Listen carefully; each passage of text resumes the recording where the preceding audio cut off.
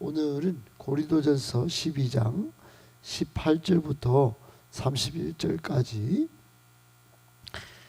신약성경 278쪽에 있는 고린도전서 12장 18절부터 31절까지의 말씀을 오늘 우리에게 주시는 말씀으로 받겠습니다. 고린도전서 12장 18절부터 한 절씩 교독하겠습니다. 그러나 이제 하나님이 그 원하시는 대로 지체를 각각 몸에 두셨으니, 만일 한 지체뿐 몸은 어디냐? 이제 지체는 많으나 몸은 하나라. 너희 손들어, 내가 늘 쓸데가 없다. 또한 머리가 발들어, 늘 쓸데가 없다 하지 못하리라. 그뿐 아니라 더 약하게 보이는 몸의 지체가 도리어 요긴하고, 몸에 덜 귀히 여기는 그것들, 더욱 귀한 것들을 입혀줘. 우리 아름답지 못한 지체, 더욱 아름다운 것을 얻느니라. 그런즉 우리의 아름다운 지체는 그럴 필요가 없느니라. 오직 하나님이 몸을 고르게 하여 부족한 지체에게 귀중함을 더하사, 분쟁이 없고 여러 지체 서로 같이 돌보게 하셨느니라. 만일 한 지체가 고통을 받으면 모든 지체가 함께 고통을 받고, 한 지체가 영광을 얻으면 모든 지체가 함께 즐거워하느니라. 너희는 그리스도의 몸이요 지체의 각 부분이라. 하나님이 교회 중에 몇을 세우셨으니, 첫째는 사도요, 둘째는 선지자요, 셋째는 교사요, 그 다음은 능력을 행하는 자요, 그 다음은 병 고치는 은사와 서로 돕는 것과 다스리는 것과 각종 방언을 말하는 것이라. 다 사도이겠느냐? 다 선지자이겠느냐? 다 교사이겠느냐? 30절 31절 같이 읽겠습니다. 다 병 고치는 은사를 가진 자이겠느냐? 다 방언을 말하는 자이겠느냐? 다 통역하는 자이겠느냐? 너희는 더욱 큰 은사를 사모하라. 내가 또한 가장 좋은 길을 너희에게 보이리라. 아멘. 오늘도 본문의 말씀을 가지고 우리에게 주시는 하나님의 말씀을 세 가지로 교훈의 말씀으로 받고 적용하며 오늘 하루를 가장 아름다운 최고의 날로 만들어가기 원합니다. 첫 번째 말씀, 성도는 각자 정해진 역할과 기능이 다양하게 주어져 있습니다. 성도는 각자 정해진 역할과 기능이 다양하게 주어져 있습니다. 여러분, 사도 바울은 어제부터 살펴보는 바와 같이 12장부터 14장까지 교회에 나타난 성령의 다양한 은사에 대하여 말하고 있습니다. 그 다양한 은사로 몸된 그리스도의 몸된 교회를 건강하게 든든히 세우고 하나님 나라 사역을 잘 감당하도록 하는 데 초점을 맞추고 지금 엄청 중요한 이야기를 하고 있습니다. 바울이 세운 고린도 교회는 성령의 은사가 풍부했고 참 칭찬받는 복된 교회였지만, 서로 은사를 자랑하고 이간질하고 분열하고 자기 자랑에 빠진 결과 그리스도의 몸을 찢고 분열하고 그렇게 대적하고 다투고 싸워서 참 은혜가 안 됐습니다. 바울은 그런 이 고린도 교회에 편지를 보내서 지금 분쟁하고 분열하고 다투는 교회의 원인인, 주 원인인 이 은사 문제를 오늘 본격적으로 건드리고 있는 것입니다. 오늘 18절에 보면 하나님이 그 원하시는 대로 지체를 각각 몸에 두셨다, 이렇게 선포합니다. 그러니까 싸울 지체가 아니다는 겁니다. 서로 잘나고 못난 것이 없다는 것입니다.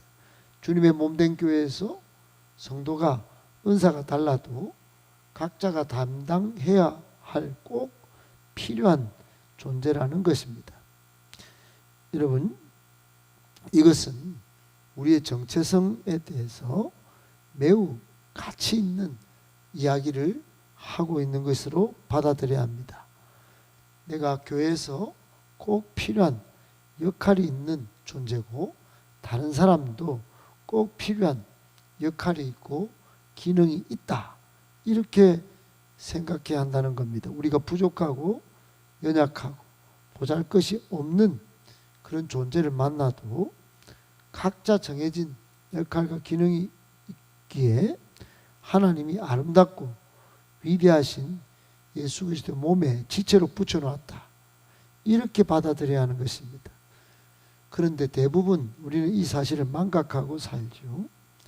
주님께서 원하시는 뜻대로 지체를 두셨다, 이 말은 모든 성도에게 정해진 역할과 기능이 다양하다 이런 뜻입니다. 그러므로 우리가 받는 첫 번째 교훈은 내가 가진 신앙의 경험이나 은사만이 최고는 아닐 수 있다.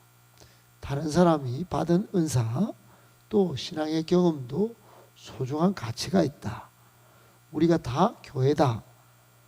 나는 매우 중요한 존재이긴 하지만 다른 사람도 굉장히 소중한 존재다.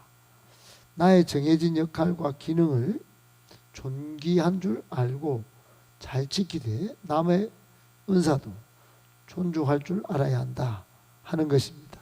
꼭 기억하고 각자 정해진 역할과 기능을 완수하여 그리스도의 몸된 교회를 건강히 세우고 하나님 나라를 온전히 확장해가는 우리 모두가 되시기를 예수님의 이름으로 축복합니다.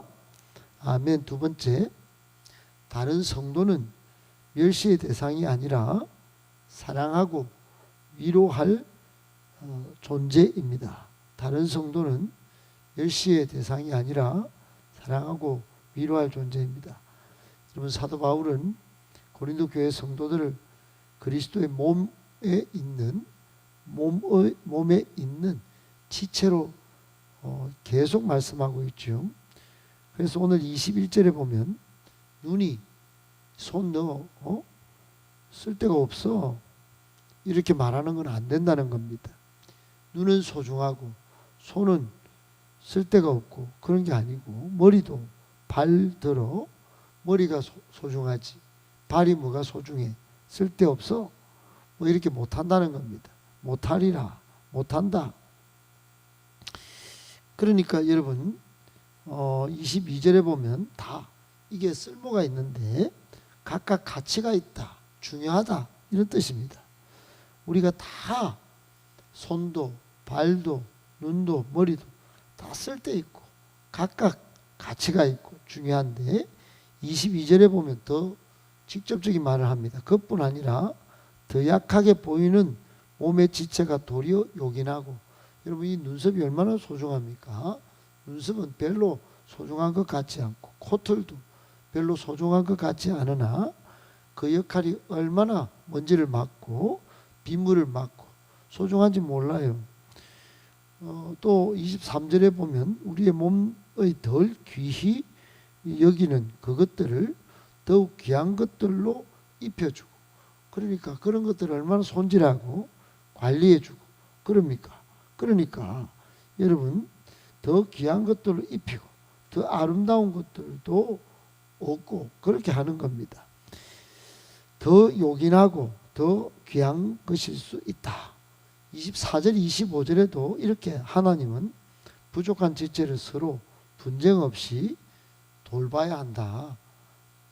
우리가 흔히 적용하는 말로 상호 의존, 상호 책임지는 존재로 같이 셀을 이루고 같이 교회를 이루어가야 한다, 이런 뜻입니다. 여러분, 우리가 두 번째 받는 교훈은 이런 겁니다.